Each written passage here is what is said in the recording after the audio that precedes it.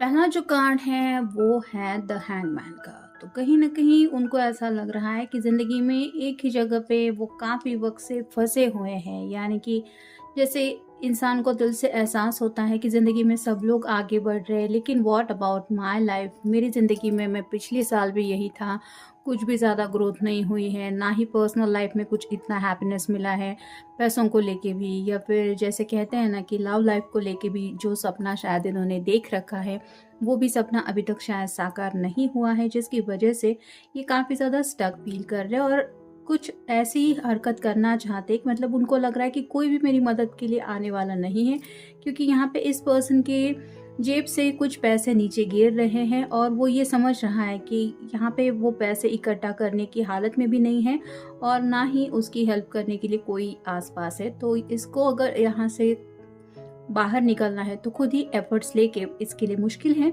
लेकिन एफर्ट्स लेके खुद ही निकलना पड़ेगा। तो ऐसे ही शायद कुछ कोशिश करने के बारे में ये सोच रहे हैं। मतलब आप कहते हैं ना कि हाथ पाँव हिलाना, या फिर अभी मुझे खुद मेरी लाइफ के लिए कुछ करना पड़ेगा, वैसे ही कंडीशन में ये पर्सन है। फिर है 3 of pentacles, earth sign, Taurus, Virgo या फिर कैप्रिकॉर्न। कुछ जिम्मेदारियां हैं जिनकी वजह से ये काफ़ी ज़्यादा उन लोगों के बारे में सोचते रहते हैं। जैसे फैमिली में हर किसी के लिए फैमिली मैटर करती है, इस पर्सन के लिए भी करती है, और साथ ही साथ हो सकता है थोड़ा सा करियर को लेके भी कुछ छोटे मोटे मसले हैं जिनको लेके ये पर्सन परेशान रहते हैं। लेकिन जैसे 2 पेंटेकल ऊपर हैं और एक पर्सन के हाथ में है पेंटेकल, तो ये शायद थोड़ा बहुत ही सही, लेकिन कुछ मसले सॉर्ट आउट इन्होंने किए हैं, जिसकी वजह से इन्हें लग रहा है कि अब थोड़ा थोड़ा करके ही सही लेकिन ज़िंदगी में आगे बढ़ा जा सकता है। फिर है 5 of wands, fire sign, Aries, Leo या फिर सैजिटेरियस। यहाँ सब मिलके कुछ कोशिश कर रहे हैं, वैसे ही हो सकता है आपके पर्सन अगर फ्रेंड सर्कल से कुछ हेल्प लेके, मतलब उनके साथ कोई बिजनेस हो सकता है या फिर उनकी हेल्प लेके कोई प्रॉब्लम सॉल्व करने के बारे में भी सोच रहे हैं, यानी कि मदद की कुछ प्लानिंग की बातें चल रही हैं जो शायद डिस्कस करने में ये अपने दोस्तों के साथ ज़्यादा वक्त बिता रहे हैं। फिर है king of swords, air sign, Gemini, Libra या फिर एक्वेरियस। कम्युनिकेशन तो करना चाहते हैं, लेकिन जैसे एक राजा को युद्ध के लिए या फिर किसी लड़ाई के लिए पहले प्रिपेयर होना पड़ता है, पूरी सैन्य को या फिर सब बातों के लिए एक प्लान दिमाग में होना ज़रूरी होता है, उसके बाद ही सही ये प्रारंभ किया जाता है। वैसे ही ये पर्सन एक्शन तो लेना चाहते हैं, लेकिन कहीं न कहीं ये सोच रहे हैं कि उससे पहले मुझे यहाँ पे कोशिश करनी पड़ेगी। कैट यहाँ पे आई है, आप देख सकते हैं, हाय कहना चाहती है आपको। तो 2 मिनट के लिए मैं रीडिंग पॉज़ करती हूँ, फिर हम कंटिन्यू करेंगे।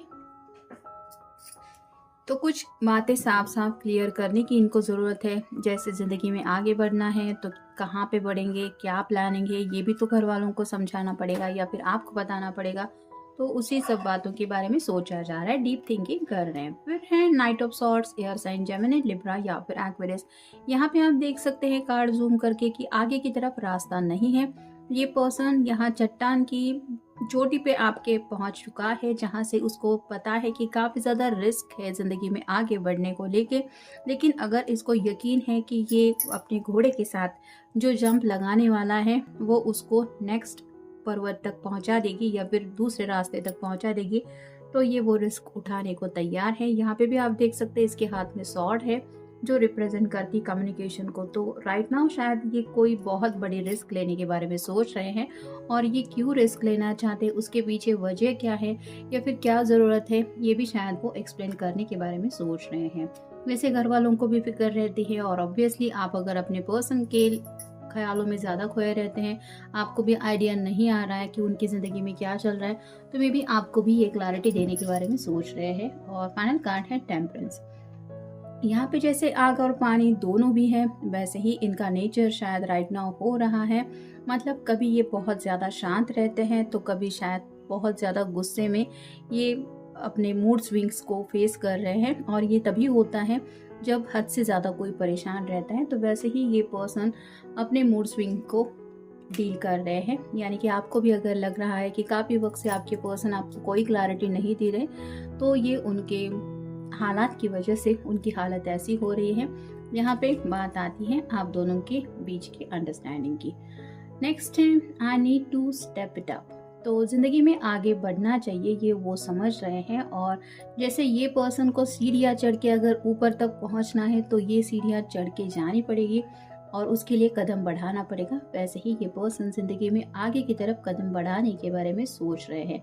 Can we start from scratch. तो जैसे यहाँ पे कुछ बातें आ रही है कि हो सकता है कुछ ऐसी बातें आपको वो बताना चाहते हैं कि थोड़ा सा आप में भी परेशान हो सकते हैं उनकी बातें सुन के। तो जैसे कहते हैं ना कि कोई किसी को अगर स्क्रैच वगैरह भी लग जाए तो तकलीफ तो होती ही है, बड़ा जख्म नहीं लेकिन छोटा सा स्क्रैच। वैसे ही छोटा मोटा शायद कुछ ऐसा है उनके पास जो वो कहना चाहते हैं, जिसकी वजह से शायद थोड़ा सा आपको तकलीफ हो सकती है, इस बात का एहसास है। लेकिन वो उनके लिए करना शायद ज़रूरी है। वो बात जैसे कोई रिस्क लेना हो और शायद आप उस रिस्क के लिए तैयार नहीं हैं, आपको तकलीफ होगी कि ये पर्सन इतना बड़ा आखिर रिस्क क्यों ले रहे हैं, लेकिन उनके लिए शायद ये ज़रूरी है। फिर है आई एम स्लोली इवॉल्विंग। तो वक्त के साथ वो खुद को एडजस्ट करने की कोशिश कर रहे हैं। यानी कि जैसे यहाँ पे ये बात आ रही है, तो जैसे ये समय की घड़ी बता रही है, लेकिन यहाँ पे मिनट और सेकंड का कांटा घूमने में वक्त लगता है। वैसे ही धीरे धीरे से ही ये पर्सन ज़िंदगी में आगे बढ़ने को लेके कुछ ना कुछ तैयारी कर रहे हैं। उनको पता है कि ये बहुत स्लो प्रोग्रेस है, लेकिन थोड़ा एक्शन तो ले रहे हैं, और यही वो शायद आपको बताना चाहते हैं। फिर है आई एम स्टॉलिंग। तो कहीं ना कहीं जैसे यहाँ पे रेत धीरे धीरे जमा होती रहती है यहाँ पे, वैसे ही इस पर्सन की शायद कुछ हालत हो रही है। मतलब ज़िंदगी में आगे बढ़ने को तो तैयार है, लेकिन कुछ डर हैं जिनको लेके ये सोच के परेशान भी हो रहे हैं, और शायद उसी परेशानी की हालत की वजह से ये ज़्यादा कुछ फास्ट एक्शन नहीं ले पा रहे, या फिर इतना ज़्यादा आपसे भी या फिर लोगों से मिलना जुलना हो या फिर बातें साफ साफ कहना हो, ये भी उनको नहीं हो रहा। मतलब रिस्क लेने को तो सोच रहे हैं, लेकिन कहीं ना कहीं दिल में खौफ भी है कि पता नहीं क्या होगा। फिर है I am hoping to run into you. तो काफ़ी वक्त से अगर आप दोनों मिले नहीं हैं तो ये आपसे मिलना चाहते हैं और आपको शायद मिलके सब सिचुएशन समझाना चाहते हैं। और ये कब पॉसिबल हो सकता है, इसके बारे में भी कुछ सोच विचार चल रहे हैं। फिर है destiny, my dream show me that I am the co creator of my life and destiny.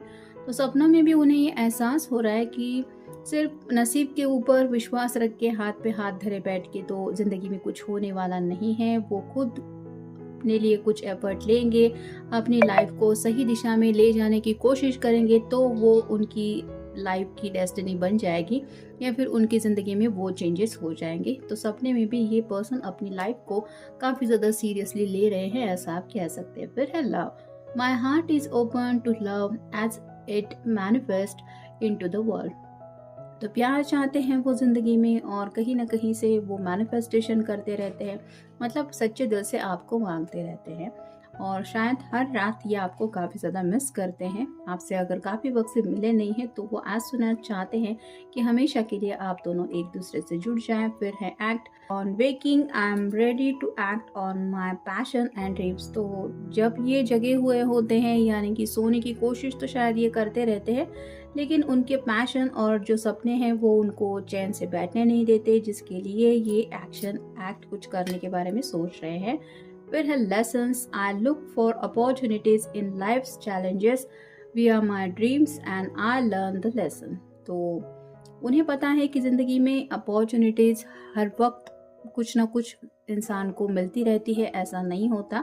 मतलब बहुत बार हम इंतज़ार करते रहते हैं और कई बार कुछ ऐसे हालात भी सामने हमारे आ जाते हैं जिसकी वजह से हमें लगता है कि ये अपॉर्चुनिटी तो मेरे सामने थी, लेकिन उस अपॉर्चुनिटी को मैं ग्रैब नहीं कर पाया क्योंकि वहाँ पे उस वक्त हालात ऐसे थे।